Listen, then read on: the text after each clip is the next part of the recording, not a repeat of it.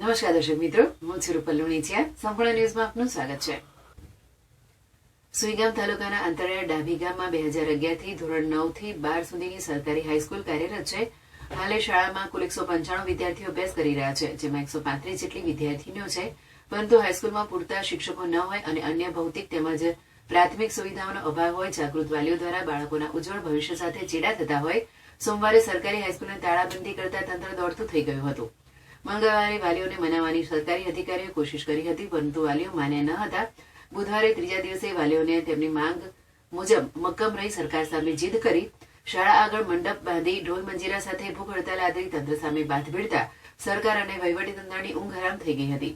કોઈપણ ભોગે વાલીઓને મનાવી ભૂખ હડતાલ સમેટતા અને શાળાની તાળાબંધી ખોલવામાં આવે તેવા પ્રયાસોના ભાગરૂપે આખરે વહીવટીતંત્ર દ્વારા રાજકીય અગ્રણીઓની ઓથ લઈ વાલીઓ સાથે વાટાઘાટો કરી ભૂખ હડતાળને સમેટવા માટે કોશિશ કરી હતી અને વાલીઓની માંગ મુજબ તંત્ર દ્વારા બાંહેધરી આપતા આખરે વાલીઓ સાથે સુખદ સમાધાન કરતા ભૂખ હડતાળ સમેટાઈ હતી અને સાંજે 4 વાગ્યે વાલીઓ, અધિકારીઓ અને રાજકીય અગ્રણીઓને સાથે રાખી શાળાના તાળા ખોલી આપ્યા હતા. આ અંગે વાલીઓએ જણાવ્યું હતું કે શાળામાં માત્ર 2 જ કાયમી શિક્ષકો છે, જેમાંથી એક ગણિત વિજ્ઞાનના શિક્ષકને લીંબોની નવી મંજૂર થયેલી હાઈસ્કૂલમાં મૂકી દેતા અને 7ના મહેકમ સામે માત્ર 1 કાયમી અને અન્ય 3 જ્ઞાન સહાયક હોય. શિક્ષકોની ઘટને લઈ પૂરતા શિક્ષકોની ભરતી, સ્કૂલમાં સીસીટીવી કેમેરા, વિદ્યાર્થીઓને પીવાના પાણીની સુવિધા, શાળા ફરતે કમ્પાઉન્ડ વોલ સહિતની કોઈ સુવિધા ન હોય. ઉપરોક્ત માંગોને લઈ સોમવારે વાલીઓ અને ગ્રામજનોએ સરકારી હાઈસ્કૂલને તાળાબંધી કરી હતી.